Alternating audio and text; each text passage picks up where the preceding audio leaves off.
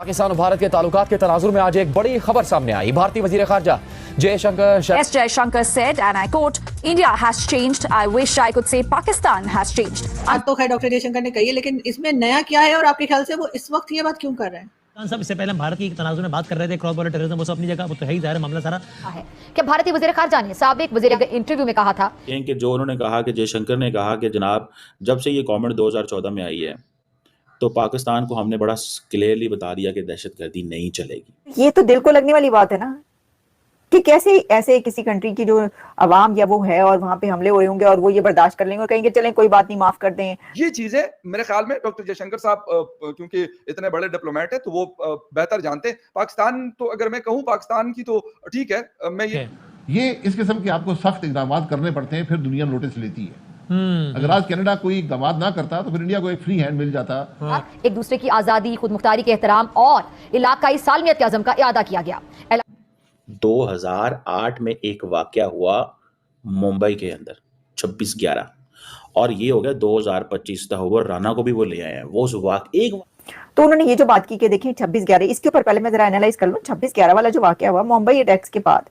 जय हिंद दोस्तों, ऐसे भारत मीडिया में आप सभी का स्वागत है। दोस्तों, जयशंकर ने पाकिस्तान पर फिर से बयान दिया तो ये देखकर पाकिस्तान का मीडिया और पाकिस्तान में बैठे मंत्री भी रोना धोना चालू कर दिए हैं। आप लोग को वीडियो के हाईलाइट में देखने को मिला होगा किस प्रकार जयशंकर ने पाकिस्तान को बोला कि पाकिस्तान अब इस लायक नहीं है कि उस पर बात किया जा सके। तो इसको लेकर पाकिस्तान मीडिया में काफी ज्यादा चर्चा का विषय बना हुआ है। जयशंकर ने पाकिस्तान पर समय बर्बाद करने को कहा है और वेस्ट ऑफ टाइम भी बोल दिया है। और इसके अलावा 26/11 बम्बई हमला भारत पाक रिश्तों में भी टर्निंग पॉइंट बता दिया है और जयशंकर ने भारत के प्रगति और पाकिस्तान की पुरानी आदतों की तुलना भी बता दिया है और पाकिस्तान की हालत अब ऐसी हो गई है कि कोई बात नहीं करना चाहता। जयशंकर ने भारत और पाकिस्तान की तुलना करते हुए कहा कि पिछले एक दशक में भारत के प्रधानमंत्री नरेंद्र मोदी के नेतृत्व में आर्थिक और राजनीतिक प्रगति किया है। आप लोग को हाईलाइट में देखने को मिला होगा किस प्रकार पाकिस्तान के एक्सपर्ट भी ये बोलना चालू कर दिए हैं कि पाकिस्तान बदलने की वजह पुराना खेल खेल रहा है और आतंकवाद का ब्रांड भी हमारे सिर पे चपक गया है। गुजरात के दौरे पर पहुंचे विदेश मंत्री एस जयशंकर ने कहा कि पाकिस्तान अब भी कई तरीके से गलत हरकतें कर रहा है, जिसे देखकर पाकिस्तान का मीडिया भी अब बोलना चालू कर दिया है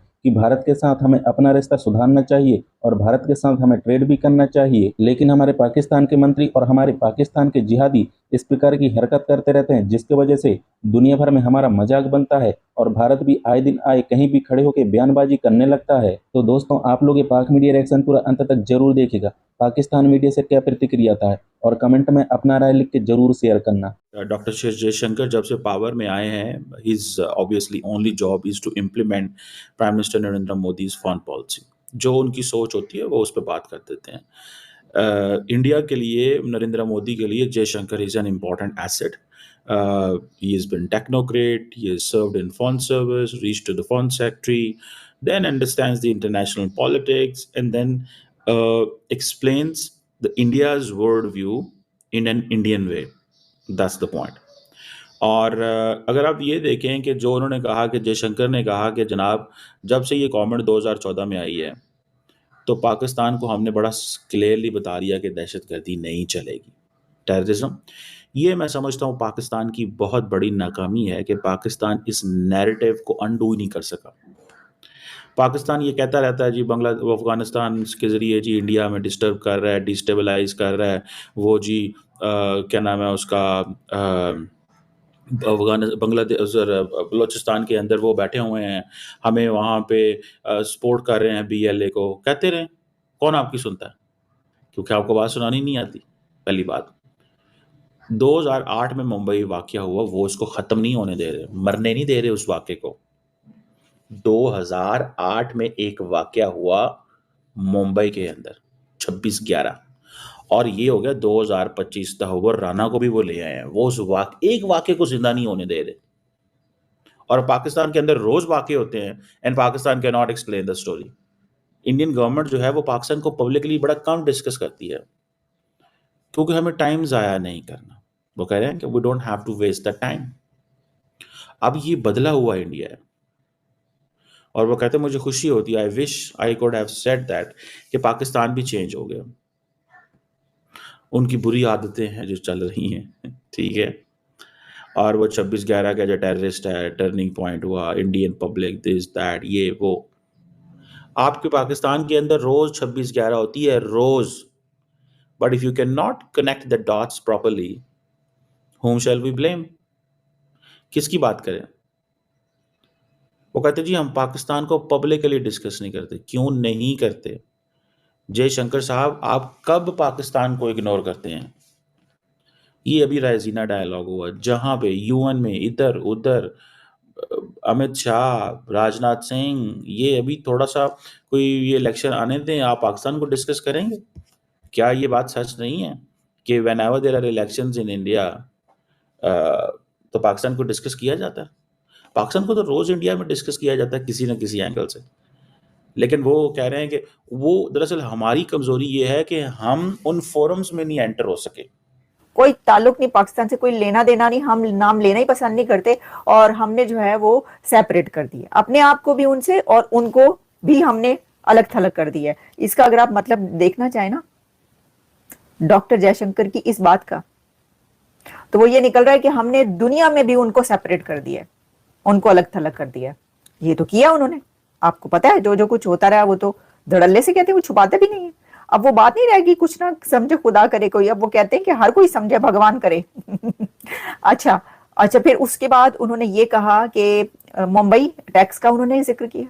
उन्होंने कहा वो जो था ना 26/11 वो टर्निंग पॉइंट था दोनों कंट्रीज के बीच, रिलेशंस जो थे उसके बाद खत्म, कोई मसला नहीं। उसके बाद उन्होंने कहा, लोगों ने कहा कि ये बस हो गई है, दिस इज टू मच, क्या कर रहे हैं आप लोग, और फिर वहां पर हमें फैसला करना पड़ा। हमने कहा वैसे देखें उनकी जो बातें हैं ना वो बड़ी दिल को लगती हैं, कुछ बातें डॉक्टर जयशंकर की जो उन्होंने कही हैं, और कुछ बातें तो खैर वो देख लेंगे फॉरेन ऑफिस वाले, उन्हीं को जवाब देना, लेकिन कुछ बातें बड़ी दिल को लगती लगी हैं उनकी, जो मैं आपको बता देती हूँ, बल्कि मैं आपको सुनवाई भी देती हूँ।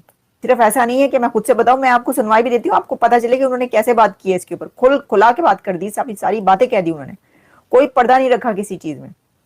तो उन्होंने ये जो बात की कि देखें 26/11, इसके ऊपर पहले मैं जरा एनालाइज कर लूं। 26/11 वाला जो वाकया हुआ मुंबई अटैक्स के बाद, तो ये तो अंडरस्टूड था कि ये होना है, और जी कसाब जो है वो उधर से निकल रहा है। खैर वो तो उसामा बिन लादेन भी उधर से निकला था, कौन नहीं निकलता उधर से। लेकिन बात यह है कि जो ऐसा हमला उसके बाद तो फिर ये गुंजाइश निकलनी ही नहीं थी, और फिर उसके बाद भी क्या कैसे वाकयात होते रहे।